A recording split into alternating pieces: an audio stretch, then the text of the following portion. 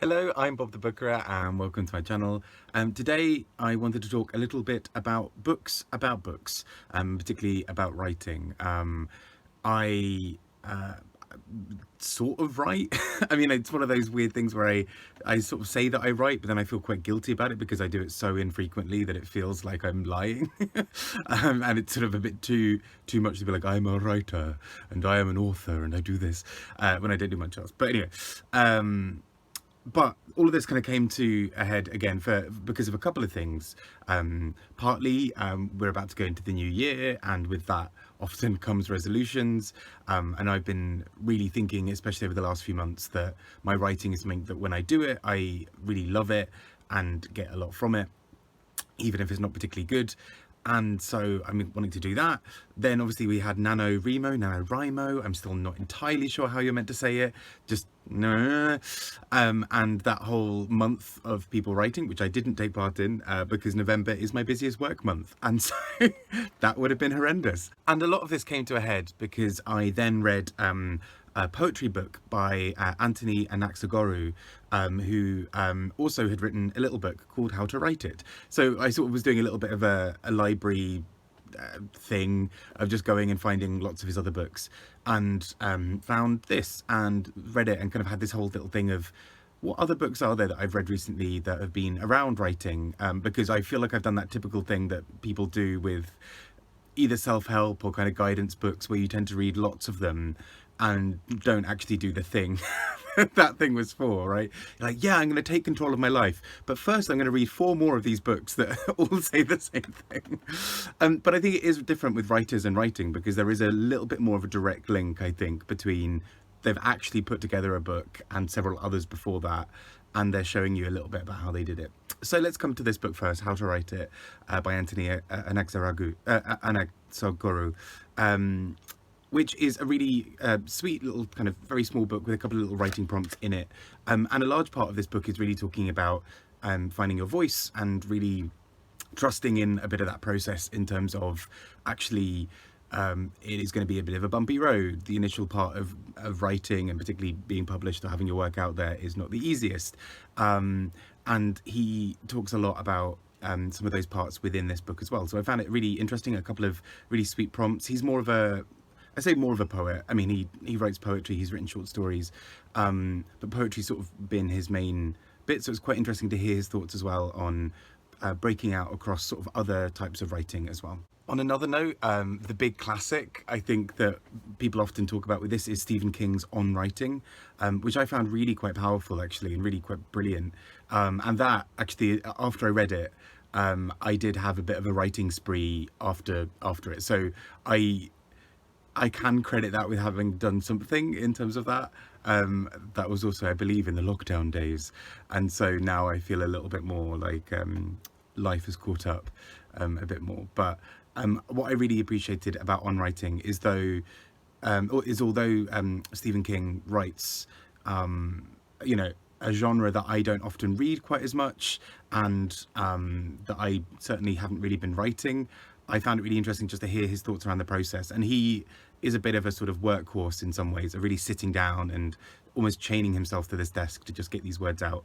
But he advocates sort of treating it really seriously in the sense of a profession, or in terms of various other parts, which I found really useful. And I think a lot of his advice felt very sage, particularly given that this is a man who we then know has written a lot to kind of justify this, right? It's sort of, you know, I suppose it's almost, I guess, like when you get a singer on like a talent, judging a talent show, and they're like, yeah, you know, here's how to make it in the business. And you're like, you've had 2 singles, calm yourself down there.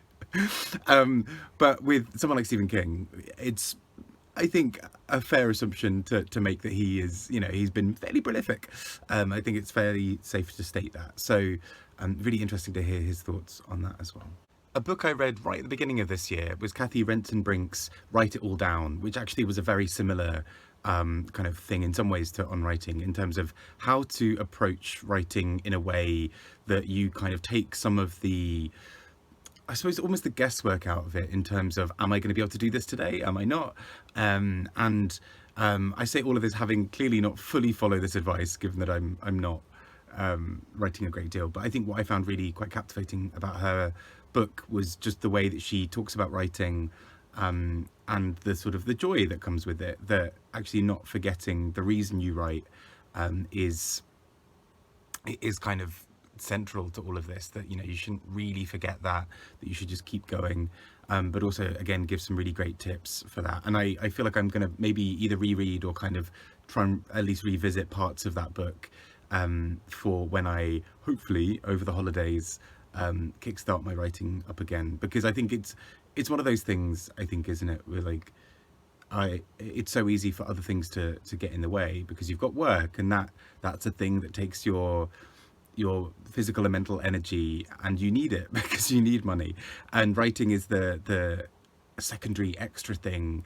but it's also work. It also requires a lot of focus, and I think Cathy Rentzenbrink's approach feels like one that is a little bit lighter touch in terms of still obviously taking it seriously, but how to be kind to yourself in those moments, that you're not going to necessarily always be able to bash out 2, 3, 4,000 words a day sustainably and hold down a life.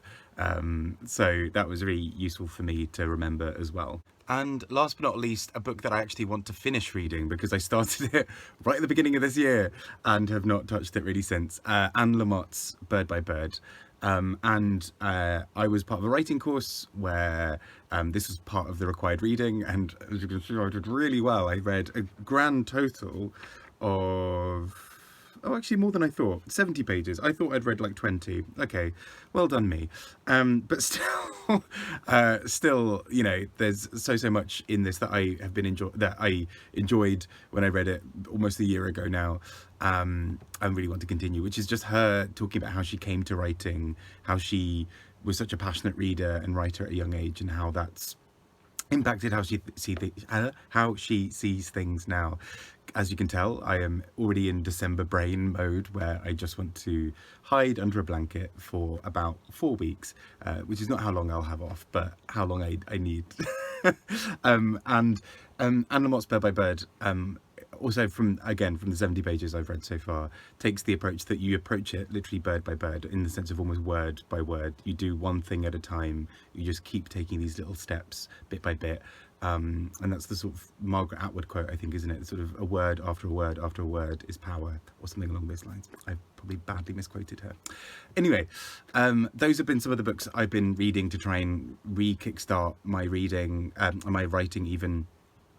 I'd love to hear some suggestions from you. I'm sure there are many incredible ones out there. I'd love to hear them, and particularly ones that really take an approach to how you're going to make writing a good part of your life. I really want to try and get back to writing in the new year.